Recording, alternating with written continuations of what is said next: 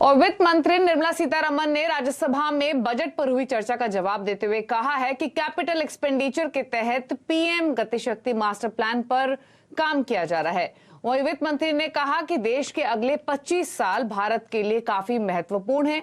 यदि भारत की आजादी के 100 साल पूरे होने को लेकर कोई विजन नहीं रखा गया तो वही होगा जो बीते 70 सालों में हुआ।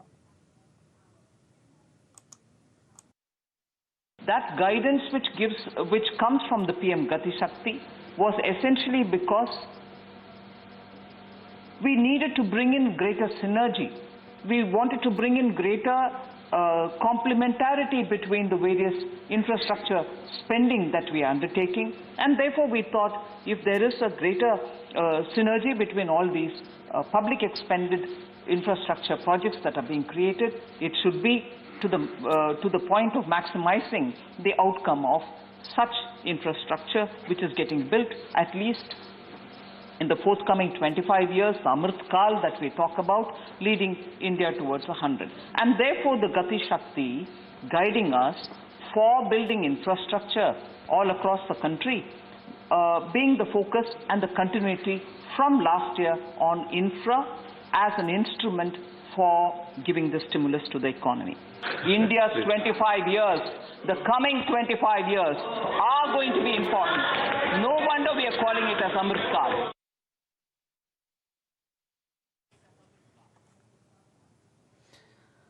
और 5G स्पेक्ट्रम की कीमत फिक्स करने का फॉर्मूला किसी आधार पर तय किया जाए, इस बारे में टेलीकॉम रेगुलेटर ने टेलीकॉम और सैटेलाइट सेक्टर की कंपनियों से 15 फरवरी तक अतिरिक्त सुझाव देने को कहा है।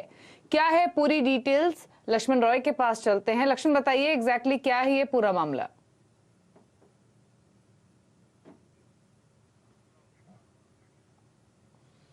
और इनफैक्ट लक्ष्मण से ये समझने की कोशिश करेंगे कि क्या डिटेल्स इस पूरे मसले से जुड़ी हुई हैं, क्योंकि ट्राई ने 15 फरवरी तक ये अतिरिक्त सुझाव मांगे हैं, जिसमें टेलीकॉम कंपनियां हो या फिर सैटेलाइट कंपनियां हो, वो अपने सुझाव देंगी और डिसीजन ये लिया जाएगा कि 5G स्पेक्ट्रम की कीमत का आधार क्या रहेगा, ये तय करना है। तो अब तक दरअसल इस पूरे ही 5G की कीमतों को लेकर कोई आम राय नहीं बनी है, इसकी वजह से पूरा मामला अटका हुआ है। और अब टेलीकॉम कंपनियों के जो सुझाव हैं, जो सैटेलाइट कंपनी के सुझाव हैं, वो अवेटेड हैं। लक्ष्मण हमारे साथ मौजूद है। लक्ष्मण, बताइए क्या है पूरा मामला, क्या डिटेल्स है?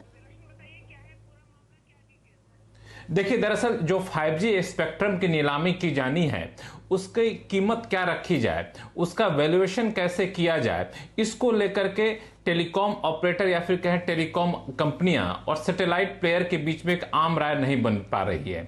और अब चूंकि आम राय नहीं बन पा रही है तो टेलीकॉम सेक्टर का जो रेगुलेटर है TRI, उसने अतिरिक्त समय दिया है टेलीकॉम कंपनियों और सैटेलाइट ऑपरेटर को कि आप बताइए कि आखिर 5G स्पेक्ट्रम के लिए कीमत कैसे तय की जाए। दरअसल मुद्दा यह है कि टेलीकॉम कंपनियों का कहना, अधिकांश टेलीकॉम कंपनियों का, कि 5G स्पेक्ट्रम के लिए खास तौर से जो आप स्पेक्ट्रम के प्रीमियम बैंड हैं उसके लिए जो आप प्राइस बैंड तय करते हैं, वैल्यूएशन करते हैं, तो अंतर्राष्ट्रीय बेंचमार्क का सहारा लीजिए।